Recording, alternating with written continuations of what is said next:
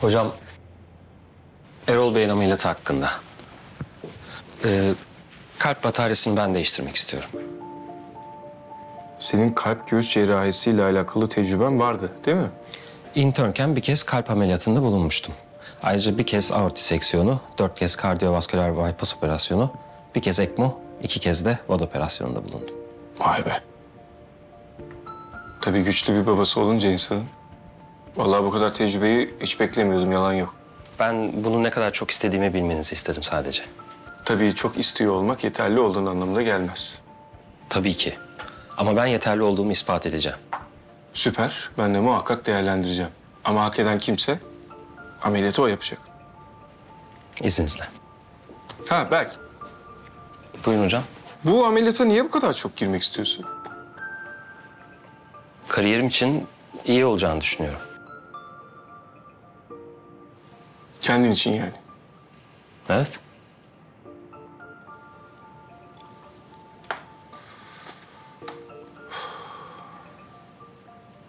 Anladım. Bunu babam yüzünden mi sordunuz hocam? Baban derken? Yani babamın beni yönlendirdiğini, ameliyata girmemi istediğini mi düşünüyorsunuz? Yok. Öyle mi? Yok, hayır tabii ki. Ben kendim için istiyorum. Yani benim kararım. Onu anladım. Yanlış cevap vermişim gibi hissediyorum şu an. Evet, yanlış cevap verdin. Ama doğru cevabı bulmak için de vaktin var.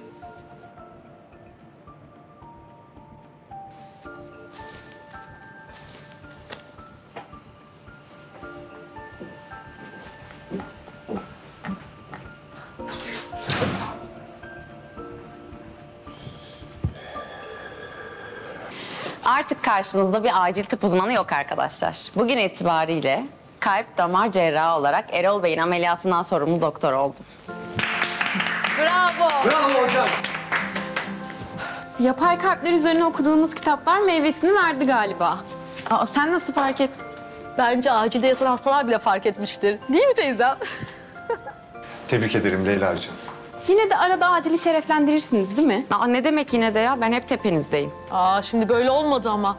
Bir kutlama yapmamız lazım. Mesela bir ocakbaşı patlatırız. Evet ya, gidelim. Leyla bizi kebaba götür. Leyla bizi. Acildeyiz değil mi arkadaşlar? Önce şu ameliyat bir sağ salim bitsin de sonra yersiniz kebabınızı.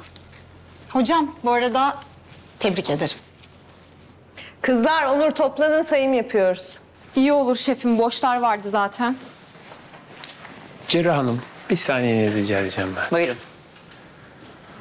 Sen ne yaptın? Ömer'e söyledin mi? Ya yok, kafasını bulandırmak istemedim. Ama ameliyat biter bitmez konuşacağım. Tamam, karışmıyorum ben. Murat, yalnız bir şey söyleyeceğim. Sen de ağzını sıkı tut, hiç kimseye söyleme, tamam mı? Söylemiyorum abi zaten kimseye bir şey. Tamam, sen anladın işte beni. Tamam. Tebrik ederim bu arada. Darısı başına. Kebap olmasa da ben de bir yemek belki.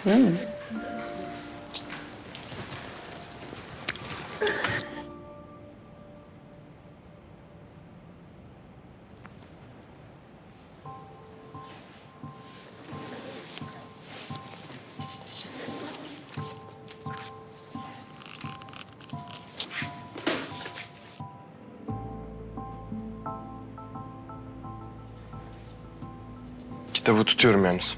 Ben de tutuyorum, elimde şu an farkındaysan. Fotokopi. Makul.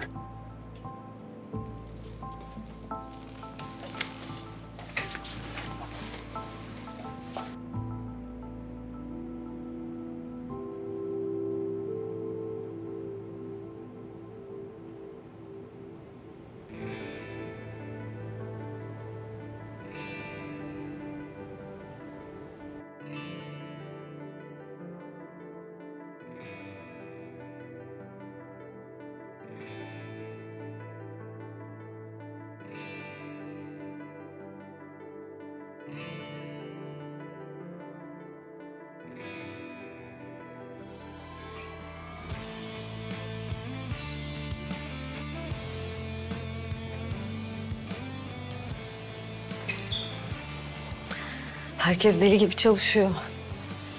İşleri.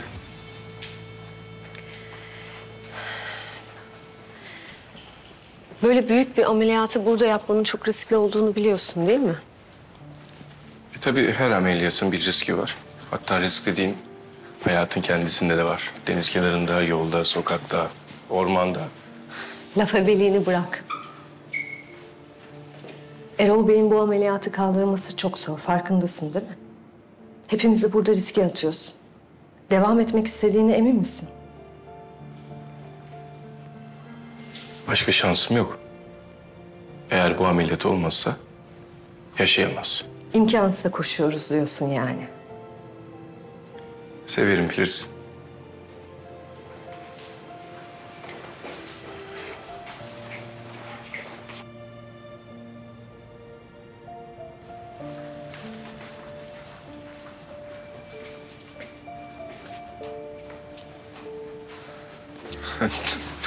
Tövbe ya.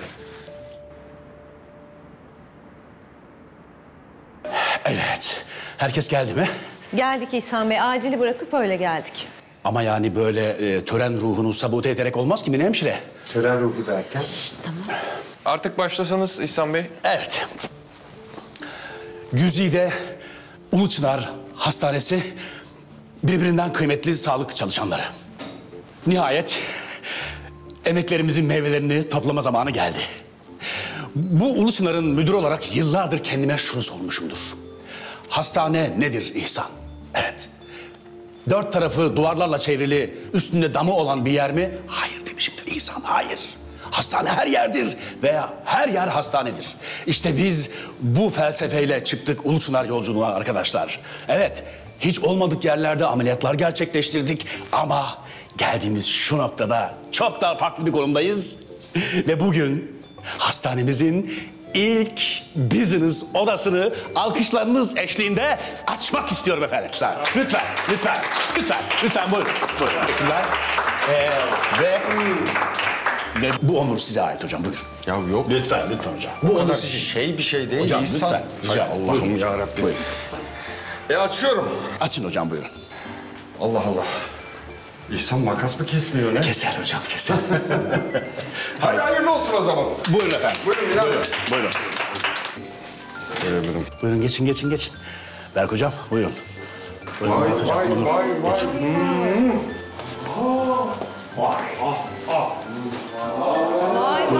Nasıl buldunuz? Olur. Nasıl? İhsan. Çok güzel değil mi? İhsan Bey çok güzel olmuş ya. Vallahi benim beklediğimden de güzel olmuş İhsan. Sağ olun hocam. Artık bizim hemşireler odasına da girersin. Ha? Evet evet Tabii, biz tabii. de doktorlar odasını isteriz. Tabii ayıp ettiniz Leyla hocam. O iş bende. Yalnız bir şey söyleyeceğim. Erol Bey beğenir mi dersiniz? Ya beğenir. Baksana maşallah. Flamingosuna kadar almışsın. Evet. Evet hocam. Çok teşekkür ederim. Ayaklarınıza sağlık. Sizin de işiniz gücünüz varmış. acil Ben sizi beklemez. fazla tutmayayım. Haydi şey Ellerine yapalım. sağlık. Sağ olun Turgut hocam. Teşekkür ederim. Sağ olun. İhsan Bey, bunları benim şirket kartıyla mı Ben aldın? sizinle bir şey konuşacağım. Benim şirket kartıyla mı aldın? Bülent hocam. İhsan Bey diyorum. Şirket Onur, kartıyla mı Onur, aldın? seninle bir sen? işimiz vardı. Onur. İhsan Bey sana diyorum bunların hepsini benim şirket kartıyla mı aldın? Ha?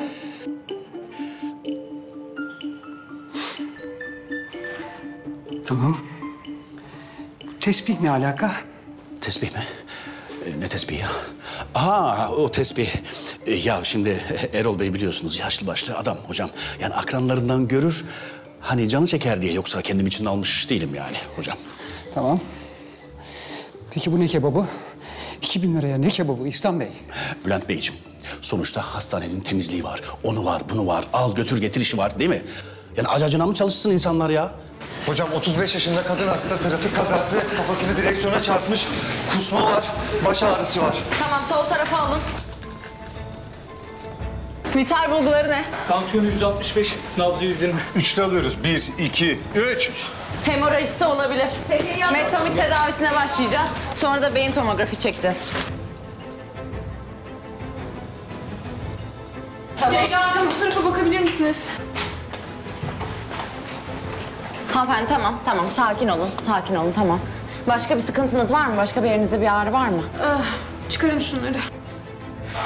İçeride cam parçaları var. Sevil, röntgen çekilecek. Hemen röntgeni alın. Tamam hocam. Sağ ol. Bu tarafta. Buyurun. Nedir durum? Omuz ağrısı var hocam. Tamam. Geçmiş olsun. Yavaş.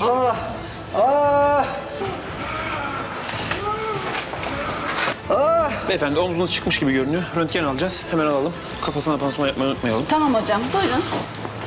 Yardım et. Onları çıkarıyoruz. Yardım edin!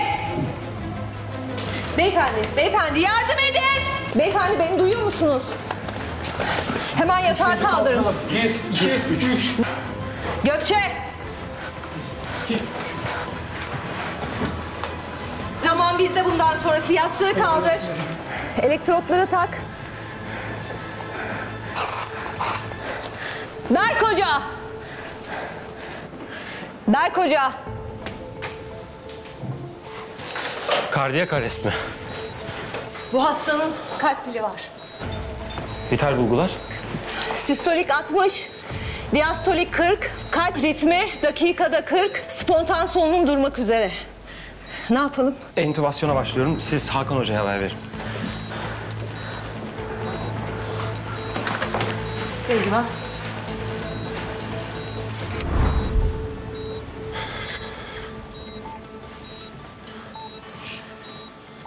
Sen hala neyi bekliyorsun? Niye hastayı solunum cihazına bağlamadın? Şimdi onu yapacaktım hocam. Getirdim hocam. Mine hemşire, hastaya hemen damar yolu açalım, serum takalım.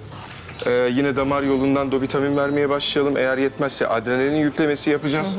Ve onun dışında olası bir tansiyon yükselmesinde de perlingoid vermeye başlayacağız. Ve bunların her birini saat başı 10 miligram olacak şekilde perfüzyon cihazıyla yapacağız. Nerede o cihaz? Geliyor.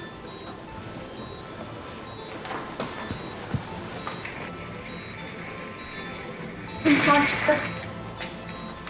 Tamam.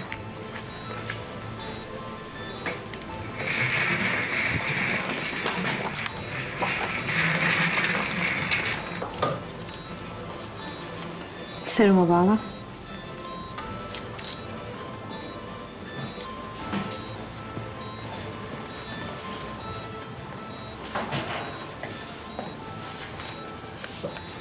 Bunlar kan gazı sonuçları. Bir oraya baksan iyi olacak. Tamam. Hocam kan gazı sonuçları.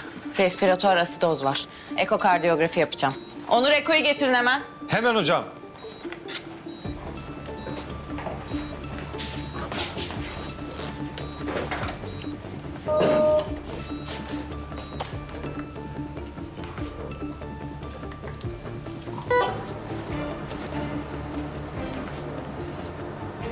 Dilate kardiyomiyopati görünüyor. Ejeksiyon fraksiyon düşük. En fazla %25, %30. ECMO operasyonu tecrüben var demiştin değil mi? Evet hocam var. Sen değil, sen. Evet var. Güzel. Bu ameliyatın cerrahı sen olacaksın. Leyla Hoca seni asiste edecek. Turgut Hoca geldiğinde de ona haber vereceksiniz ve hazırlıklara başlayacaksınız. Ömer'e de haber vermeyi unutma. Bir de ECMO cihazını hazırlayın. Tamam hocam.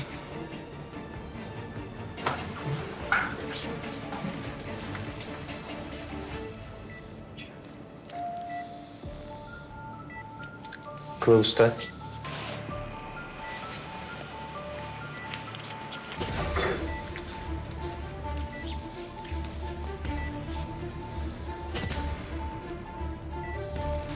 Bisturi.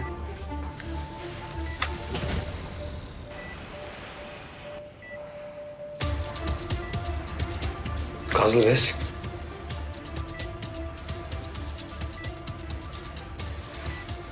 Bana en küçük dilatörü verin.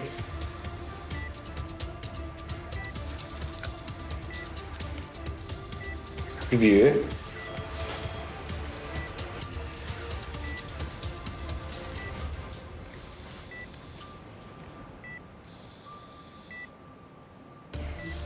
Kanülü yerleştireceğim.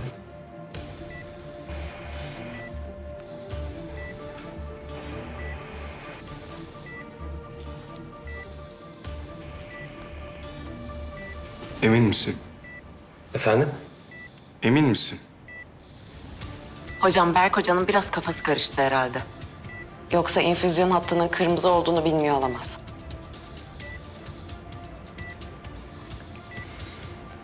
Evet. Odaklandığım için kafam karıştı herhalde. Odaklandığın için. Berk Hoca, ameliyatı bırak. Leyla yerine geç. Ömer sen de Leyla'yı asist et. Berk Hocam, odama geç, beni bekle hemen.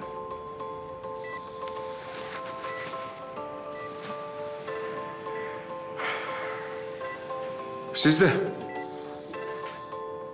Kolay gelsin.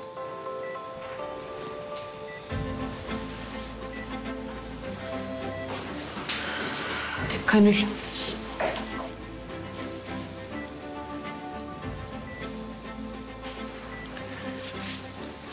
5 yıl önce de aynı böyle birlikte çalışmıştık, hatırlıyor musun? ECMO'yu çalıştırın.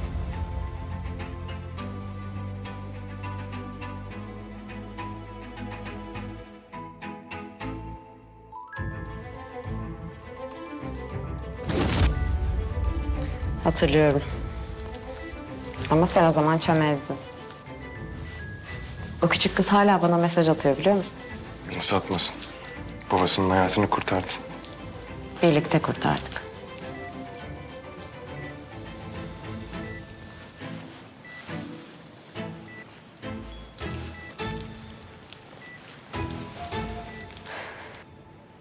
Söyle bakalım. Venovenöz ve venoarteriyel ECMO arasındaki fark nedir?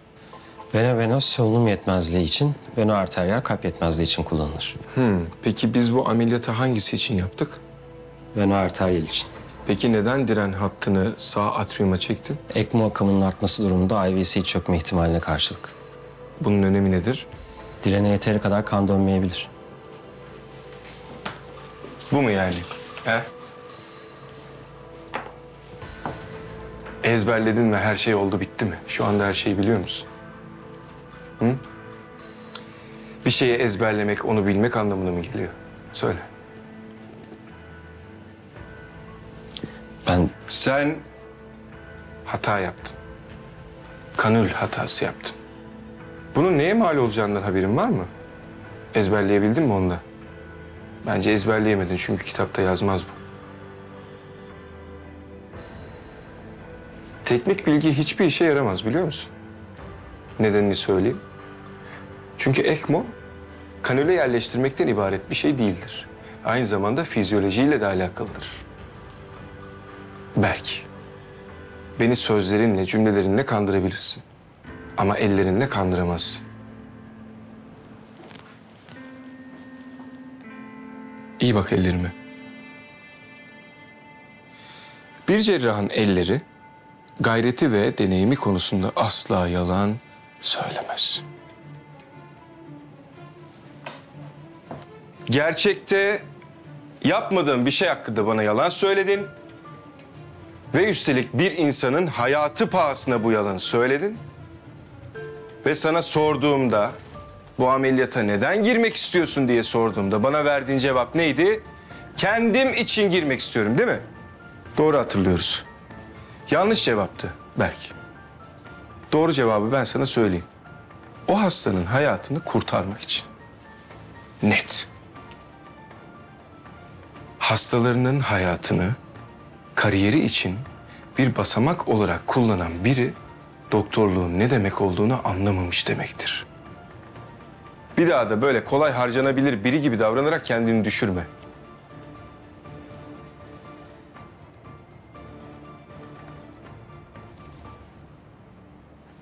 Bektaş, vallahi hiç fena olmadı ya. Vallahi müdürüm öyle tabii. Ben de açılışta çalarsınız diye bunu getirdim ama şimdiye kısmetmiş.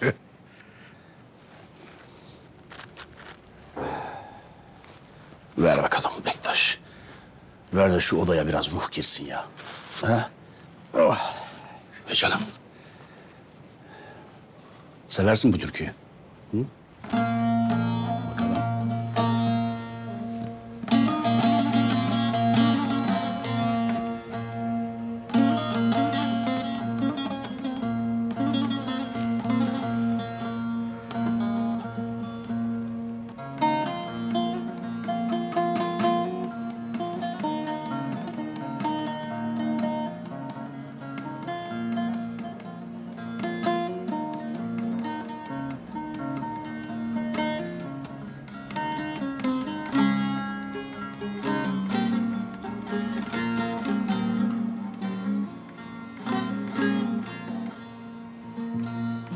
Ela gözlüm ben bu elden gidersem, ela gözlüm ben bu elden gidersem, zülfüm perişanım, kal melul melul, kal melul melul. Keremet aklımdan çıkarma beni, ağla gözyaşını, sil melul melul. Keremet aklımdan çıkarma beni, ağla gözyaşını, sil melul melul.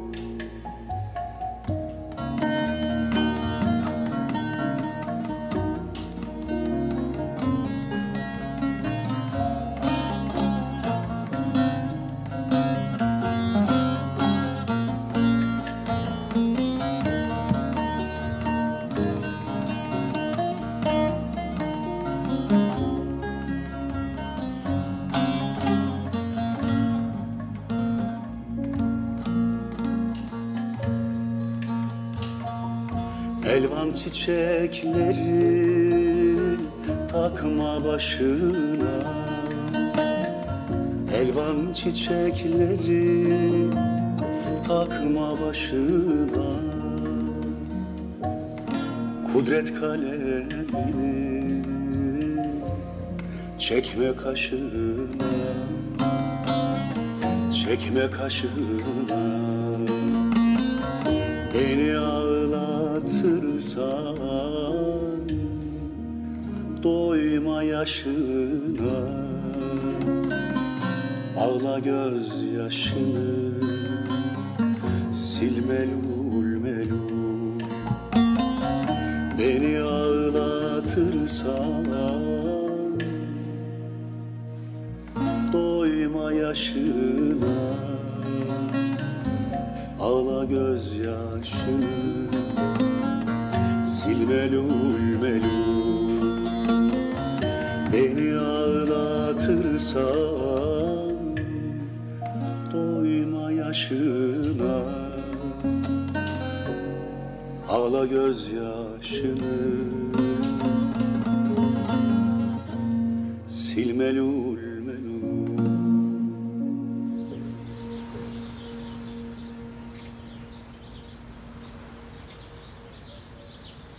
Erol Bey'in yapay kalbini çıkarıp yerine yenisini takacağız. Ömer Hoca. Evet hocam. Bu kalp bataryası ameliyatının ana cerrahı sen olacaksın. Karın bölgesindeki cihazı çıkaracaksın.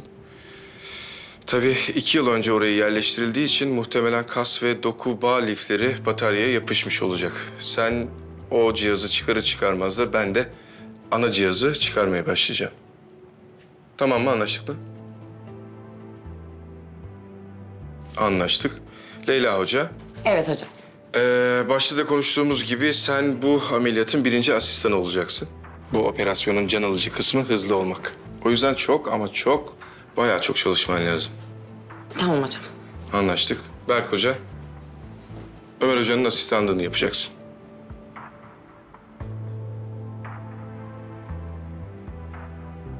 Evet, sorusu olan? Yok mu soru? Okey, hadi herkes dışarı, işinin başına.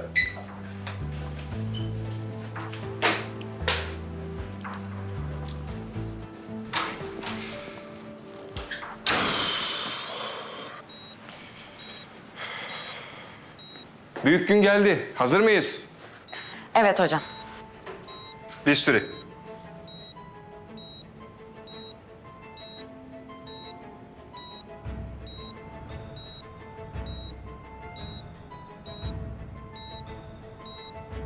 Yapay boruyu yerleştirelim.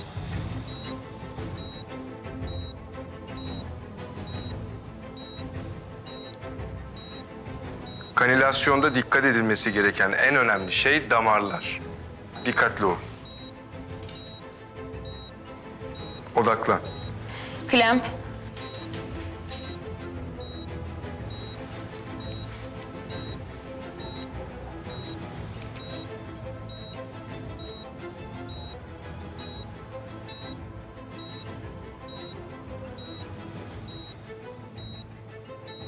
Hızlan.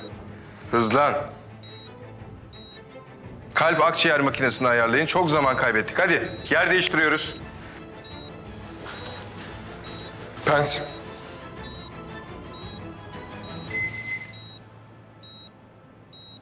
Hemostat pens. Penset.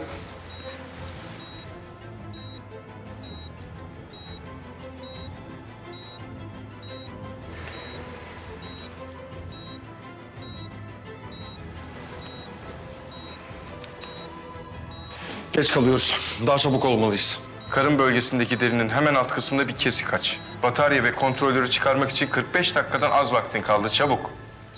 Bisturi.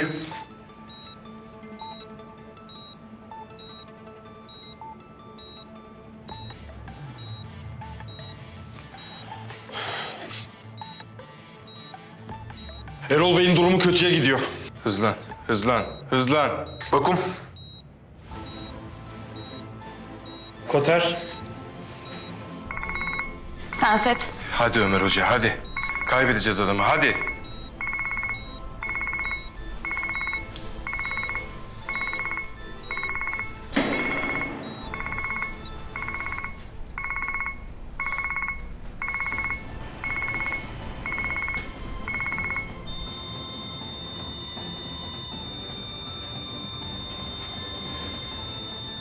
Erol Bey'i kaybettik.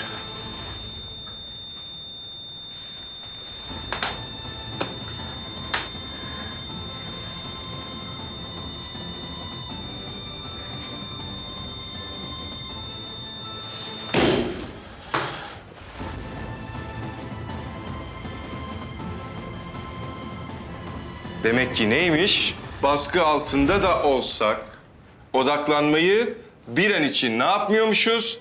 Elden bırakmıyormuşuz. Çünkü en ufak bir panik zincirleme bir şekilde bütün planlarımızı alt üst edebilirmiş. Hastamızın 72 yaşında olduğunu aklımızdan çıkarmayalım. Bizim sadece titiz davranıyor olmamız o hastayı hayatta tutmamıza yetmeyebilir. Çünkü biz zamanla yarışıyoruz. O yüzden kendinize gelin, toparlanın. Toparlanın.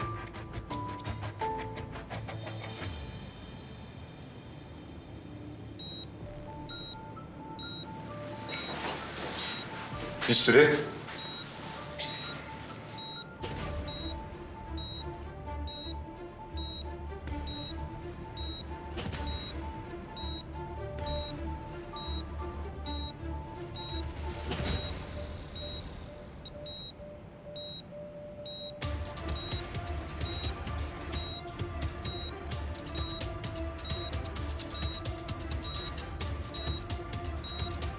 Değiş.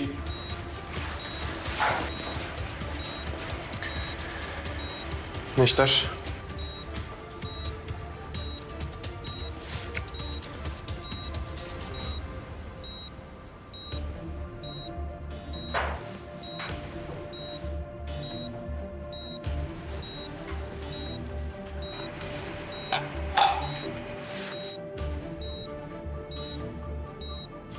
Değiş.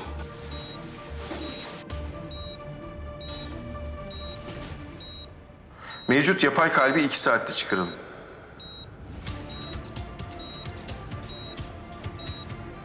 Yenisini ise artı 2 saatte yerleştirelim. 2 saat içinde kanamayı durdurup artı 1 saat içinde de göğsü kapatalım. Sadece 9 günümüz kaldı. Ameliyattan önce 2 kez daha bu prosedürü canlandıracağız. Her şeyi aklınıza kazıyın. Tamam mı? Her şeyi.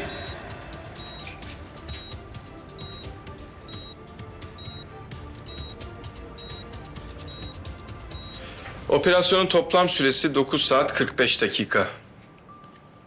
Kabul edebilir miyiz? Edemeyiz çünkü ameliyat kaynaklı hasarları en aza indirgememiz için bizim operasyonun toplam süresini 7 saate indirmemiz gerekiyor.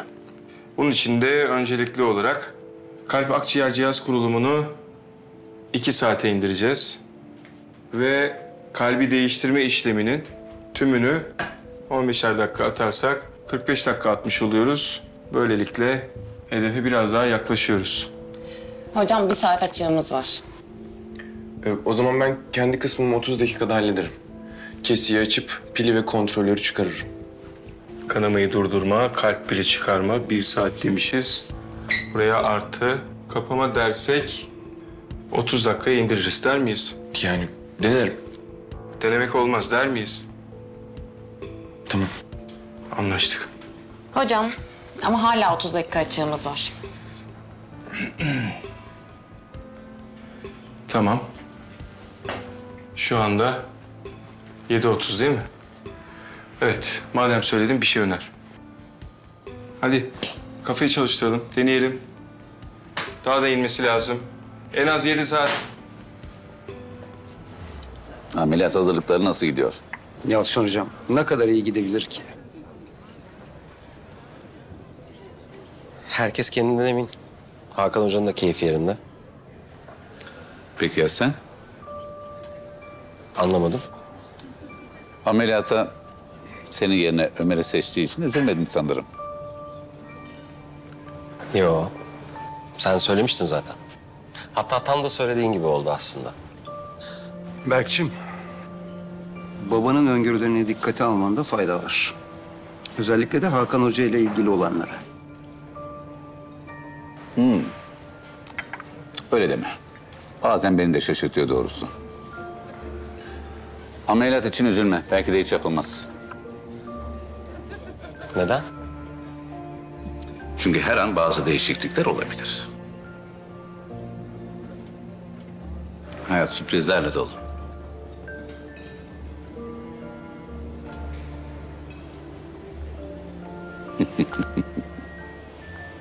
Kalp damarı dikişi mi çalışıyorsun? Daha önce hiç attın mı?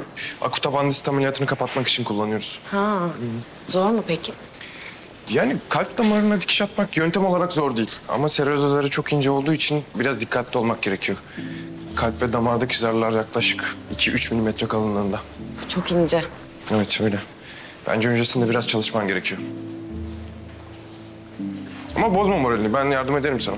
Gerçekten mi? Evet. Tamam. Peki daha önce toplar damara hiç dikiş attın mı? Evet attım. Tamam, onu da gösterir misin bana? Olur. Ameliyathane boştur, oraya gidelim o zaman. Aynen.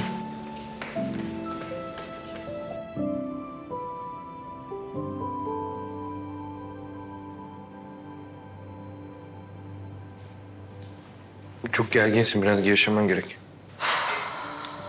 En önemli şey basıncın dozunu iyi ayarlamak. Eğer fazla basınç uygularsan yırtılır. Yeteri kadar uygulamazsan da bir işe yaramaz. Ya, o kadarını biliyoruz herhalde. O zaman ben çıkayım. Böyle zorla yardım ediyormuş gibi olmayayım yani. Yok hiç öyle bir şey söylemedim. Ömer hocam, şu anda sizin engin bilgilerinize gerçekten çok ihtiyacım var. Bak toplar damar dikişinin püf noktası olabildiğince ince atmaktır. İğneyi damara soktuğunda orta tabakayla üst tabaka arasında kalman gerekiyor. Peki ya çok derin bir dikiş atarsam? Yani benim gibi genel cerrahsan bağırsaktan gayta toplarsın. Ama kalp damar cerrahıysan aortun basıncıyla birden kan... Tavana kadar sıçrar. Evet.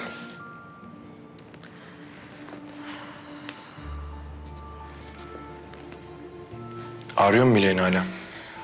Yani aslında pek bir şey yok ama işte zonkluyor arada.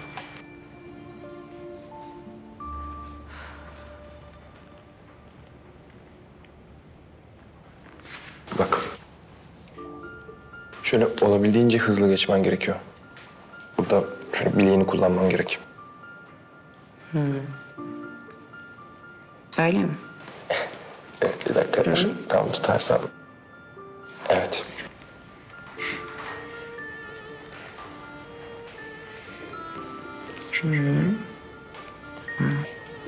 Buradan böyle hızlıca geçmen gerekiyor.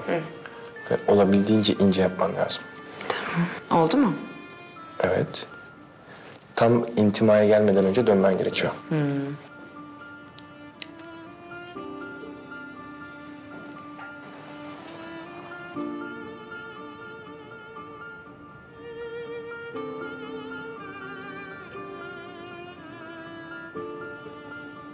Bence oldu. Evet. Hı? Çok güzel oldu. Çok güzel oldu. Çak.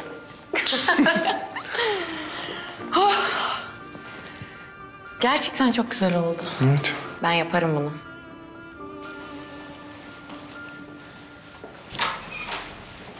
Aa, sen ne arıyorsun ya burada?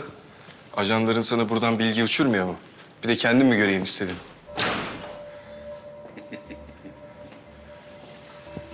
Burası da bizim bünyemizde bir hastane. Tabii eğer bağımsızlığını ilan etmediysen. Bu arada ben senin yöneticin oluyorum. Hatırlatayım istersen. Burada olmamız senin de Erol Bey. O zaman buyurun. Birlikte gidelim. Buyurun. Lütfen. Lütfen siz önden. Lütfen.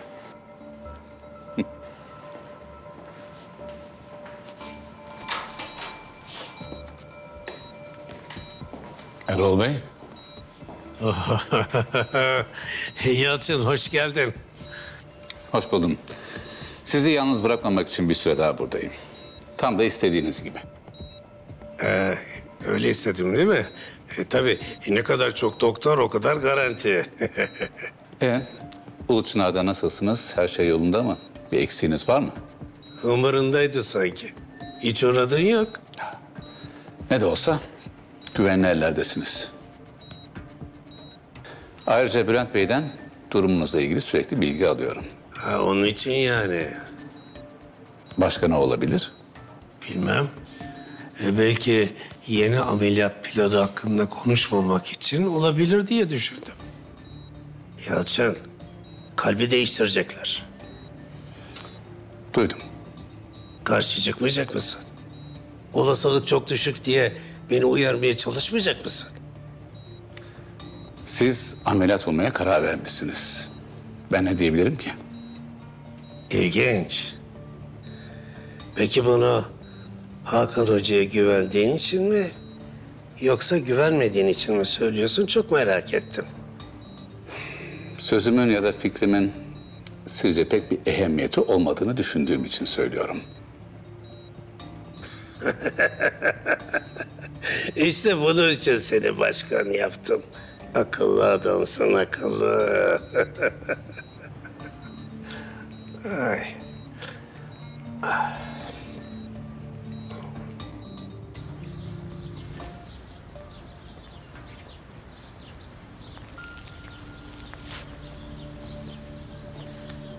Ne tesadüf değil mi? Ben Erol Bey'in yanından ayrıldığım anda sen beliriyorsun. Ben işimi ihtimallere, olasılıklara bırakmam biliyorsun. Yapma ama. Sence hiç mi başarı şansı yok bu ameliyatın? Olmadığını sen de biliyorsun.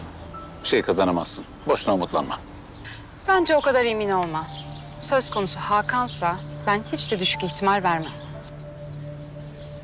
Şu binaya baksana. İçini de zaten biliyorsun. Dünyada bile çok az sayıda başarı kazanmış bir ameliyatı burada Ulu Çınar'da 2 tane yeni etmeyle yapacak ha?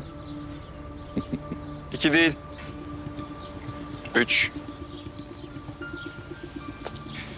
Aralarında oğlun da var.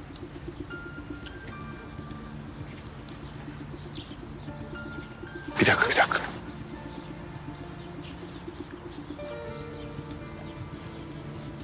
Sizden var ya süper ikili olur ha. Yani dünyayı falan ele geçirebilirsiniz. Ama kalkmışsınız burada Ulu Çınar Hastanesi'nin bahçesinde dedikodu yapıyorsunuz. İnanılmaz. Bence bu enerjinizi harcamayın. Bence burada kendini harcayan sensin. Hırsın yüzünden Erol Bey'in hayatını riske atıyorsun. Öyle mi? Nasıl yapıyormuşum bunu? Hadi ama adam 72 yaşında. Kalbi değiştirebileceğini düşünmek ne büyük bir kibir. Ben kibirliyim. Bunu bana sen mi söylüyorsun? Koskoca Yalçın Aygün. Hadi itiraf et. Bir yanın korkuyor değil mi? İçten içe ya yaparsa diye böyle köşelere sıkıştın değil mi kendi içinde? Yapabilmeni isterdim. Gerçekten. Erol Bey'in sağlığına kavuşmasını ben de istiyorum. Ama böyle bir ihtimal yok. Yeme beni Yalçın Hoca. İkimiz eski dostuz. Birbirimizi tanırız. Eğer o ihtimal olmasaydı seni bu rutubetli binaya kimse sokamazdı.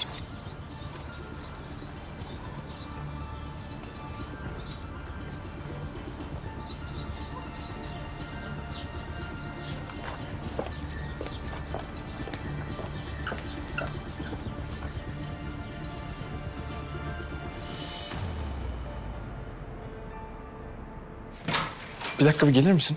Ya Ömer ne olduğunu söyleyecek misin? Ben sana bir hediye aldım. Uğur getirsin diye. En azından bileğine taktığında yaraların değil beni hatırlarsın.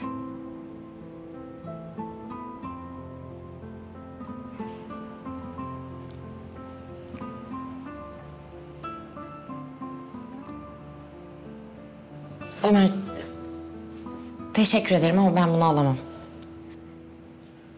Bu arkadaşça bir hediye. Altında başka bir şey aramana gerek yok gerçekten. Yani en azından sen öyle düşünebilirsin. Gerçekten alamam. Geri koy lütfen. Beğenmedin mi? Hayır, çok beğendim. Çok güzel. O yüzden değil. O zaman? Yani Murat alsa takar mıydın mesela?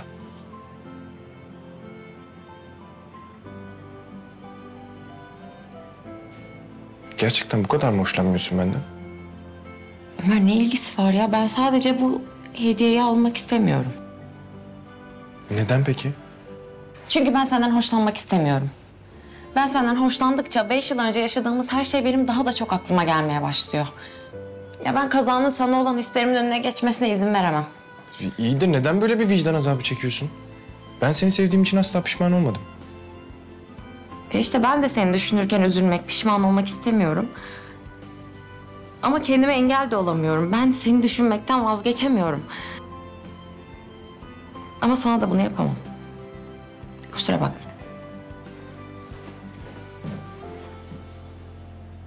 Olsun. Bana bu da yeter.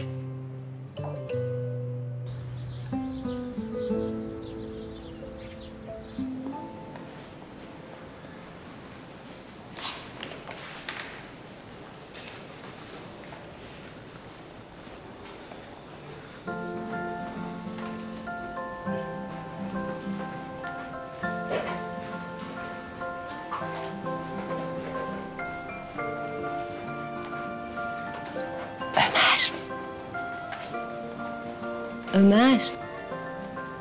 Ömer. Hadi kalk. İyi misin? İyiyim. Böyle bir içim geçmiş. Başka birini çağırayım diyeceğim de herkes kendi aleminde. Murat'tan haber var mı? Yok, o ailesinin yanına gitti. Şimdi 20 kişiye check-up yapmadan geri gelmez. Yoksa aforoz ederler vallahi aileden. Telefonla bağlananlar da olacaktı. Muhakkak. Hadi bakalım.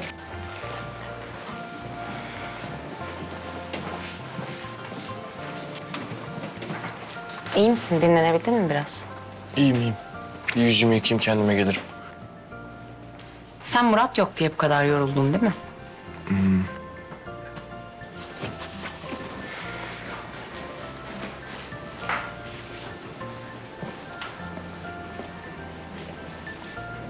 Murat nerede kaldın ya? Ömer bütün gece nöbetteydi. Yani İstanbul'a gidecek zamanı buldun. İyi tamam. Tamam. Sen beni mi korudun az önce? Turgut Hocam, bu yaz yok. Bu yaz çok erken olur. Ondan sonraki yaz düğünümüz var. Ben sana söyleyeyim hocam. Kimi evlendiriyoruz? Bak. Nasıl? Ya yok. Olabilir mi? Ya İhsan, onlar Gümüşok'tan ekip arkadaşları. Çok yan yana çalıştıkları için bu şekilde. Ya aman Turgut Hocam, senin dünyadan haberin yok, yemin ediyorum ya. Ya şu papatya çaylarını içe yemin ediyorum dış dünyayla irtibatın tamamen kesildi ya. Papatyayla ne alakası var İhsan?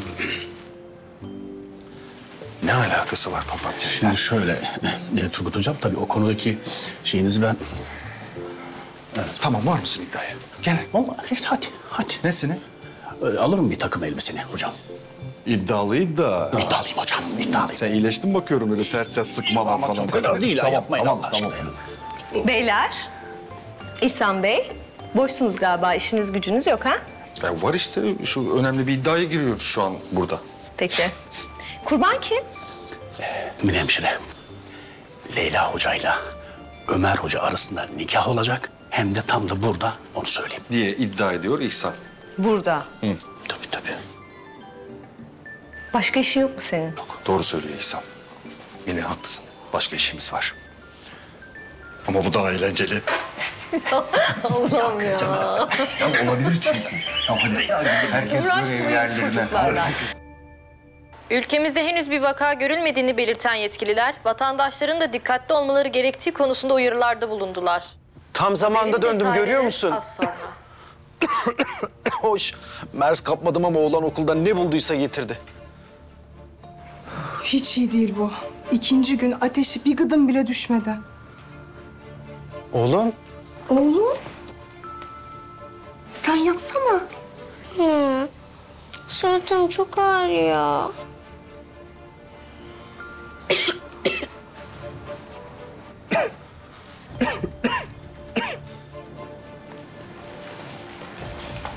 Ekip toplansın. İçeriye.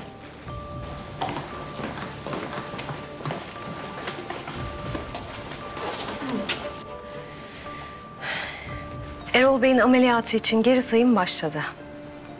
Bugünden itibaren Erol Bey'in katında tam bir sterilizasyon uygulanacak.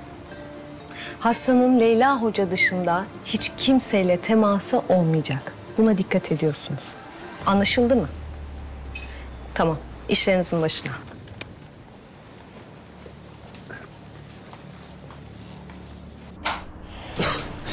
Gel, dayan oğlum. Çağırdım taksi, gelecek şimdi. Anne, üşüyorum. Geldi. Dayan oğlum biraz. Hemen gidiyoruz hastaneye.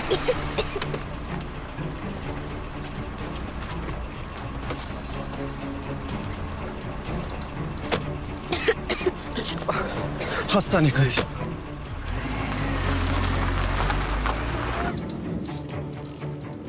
Anne, çok soğuk anne.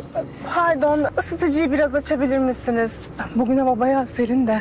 Dalga mı geçiyorsun abla? 20 derece neredeyse hava. Kardeşim tartışma müşteriyle. Çocuk üşüyor işte, aç şunu. Son dakika haberlerine göre havaalanındaki kişide MERS vakasına rastlandı, karantinaya alınan kişilerin sağlık durumunun kritik olduğu bildirildi. Dünya Sağlık Örgütü ülkeler bazında alınması gereken tedbirlerin yer aldığı bir bildiri yayınladı. Sağlık Bakanlığı sosyal mesafe konusunda tüm vatandaşları uyarıyor. Ülkemizde henüz bir vaka görülmediğini belirten yetkililer, vatandaşların da dikkatli olmaları gerektiği konusunda uyarılarda bulundular. Grip yüzünden hastaneye gidiyoruz ama inşallah bize de bulaşmaz oralarda. Bu MERS mi neyse. Dikkatli olalım. Hocam Erol Bey'in katını boşalttık. Sterilize işlemleri de devam ediyor. Süper. O iş sende. Sen takibini yapıyorsun. Erol Bey'i de muhakkak ki çok iyi koruyoruz. Çünkü ameliyata doğru emin adımlarla ilerlerken bir aksilik yaşamıyoruz. Şüpheniz olmasın hocam. İhsan'ı lütfen uzak tut. O başka şeylerle ilgilensin. Şimdi gider abartır. O yüzden o iş sen koordine et. Benim de gönlüm ferah olsun ve hiç aksilik yaşamayalım. Tabii hocam. Biz zaten Mine hemşireyle koordineli çalışıyoruz. Ben şimdi Erol Bey'in yanına gidip doktoru olarak kendimi ona tanıştıracağım ve gerekli prosedürü de anlatacağım. İyi, hadi bakalım. Selam söyle.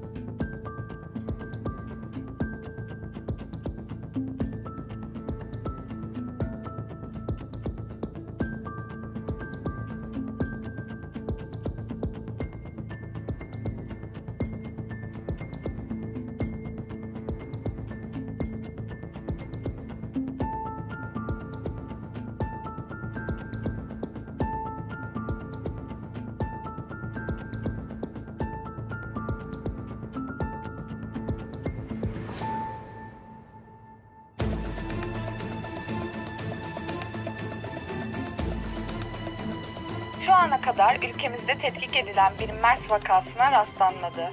Halk sağlığı uzmanları olası bir virüse karşı özellikle hastaneleri bilgilendirmeye başladıklarını bildirdi.